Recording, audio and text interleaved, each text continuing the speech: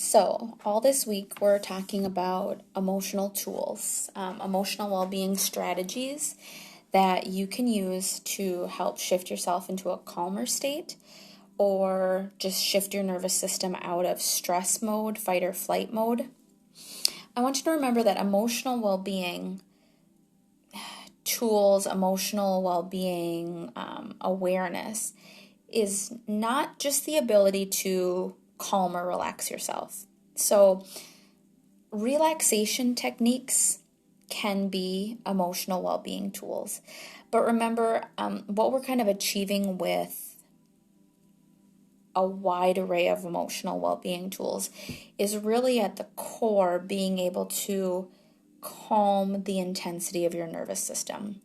Our nervous system has maybe learned these patterns because of past experiences that we can experience things like stress, overwhelm, sadness at a super high intensity because of just the layers, and we maybe haven't faced that. So we're experiencing intense emotions. As human beings, we might try to ignore it, suppress it, push it down, not want to face all of that. So to be honest, that experience of high intense emotions for a long period of time, when somebody isn't facing that, managing that, oftentimes what's going to happen is we kind of learn how to numb ourselves to those emotions. And so just that chronic over stress mode is our nervous system just kind of learns to shut down. What I want you to know is when we're reaching for emotional well-being tools, that's what I mean when I say it's more than just relaxing your body. It's really just finding out how to shift your nervous system back into a state of coherence. How can we shift your heart patterns back into a state of coherence where the whole body, the whole system is working in its most efficient manner? So coherence isn't just that you're relaxed or you're about to fall asleep. Coherence is just like your flow. You feel like you're in the flow. You feel like you have your best sense of ideas at this point. So your thinking is more clear. You just have a good energy state. Your nervous system feels in that just right. And the reason why I talk about tools, and I'm really adding posts this week about emotional well-being tools, what tools are you reaching for, is really tools are strategies that we use to shift our nervous system into that just right state.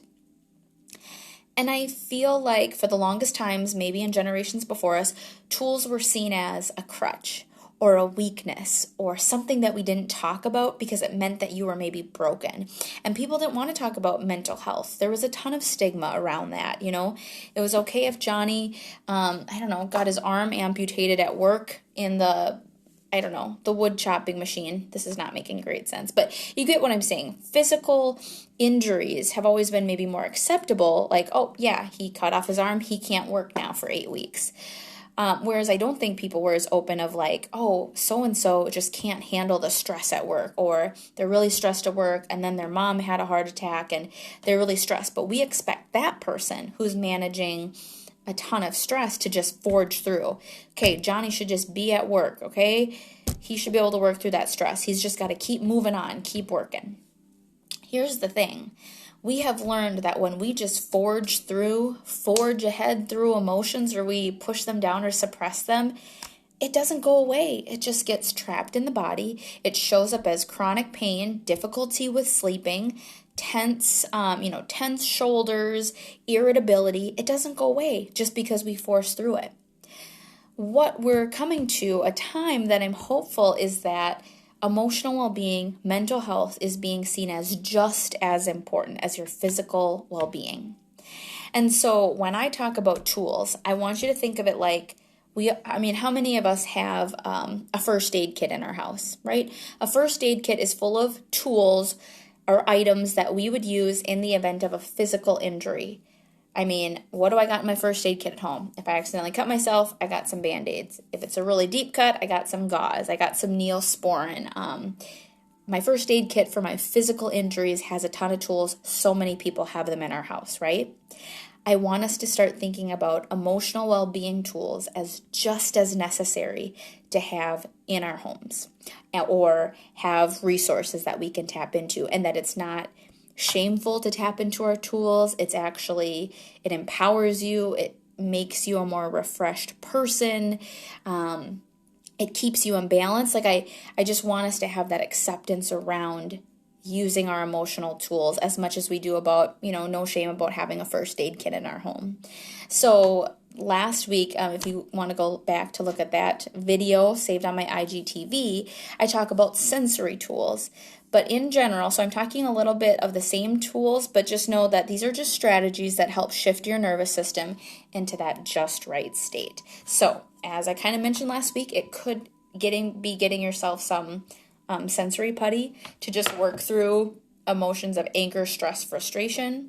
It could be, having some essential oils that you can diffuse or just smell during midday to help just release tension at work. It could be, I got this book for Christmas, and this book might not resonate with you. That's okay. There's like lots of different ones, but if you're a visual person, this book just has some really cute pictures and phrases in it that you can flip through. So tools could be, a visual positive affirmation book. Tools can also be having a therapist that you can call up in town when you feel like you need to talk and process through something. It can be going for a Reiki or an energy session. It can be, and this part can be kind of hard, but it can be coming to Grounded Evolution. It can be booking a consult with me to actually figure out, how do I go about all of this? I'm the person to help you figure out how and what and where to start. I can help you just figure out, how are you currently managing your stress and your emotions? What tools are you using? And we help develop a plan. And we help to develop your emotional well-being tools. We kind of start that journey. And I know that maybe can feel weird, or it can maybe feel like, oh, I can do this on my own. Like, again, I got this, I'm tough.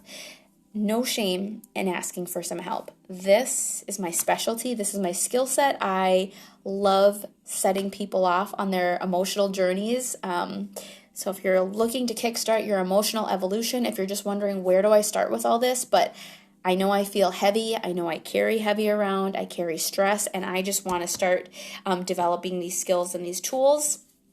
Give me a call, because at the end of the day, there is not only power in using these tools, like, reaching for some of these things I've mentioned, or if you check out my post today, I have different tools listed.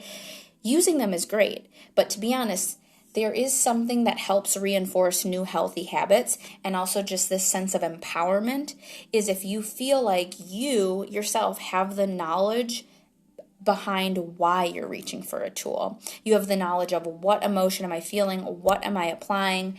Why am I reaching for this tool? Why do I love being out in nature? Like, when we as human beings kind of have the why behind, and someone explains to us and the science behind it, to me, that's what gets me to keep showing up and using my own emotional well-being tools, is because I know the science behind it. I know it's not just wishy-washy, kind of makes me feel good, warm fuzzies. I know there's a reason behind why I'm reaching for this tool, and I know the physiological impact that it's having on my body.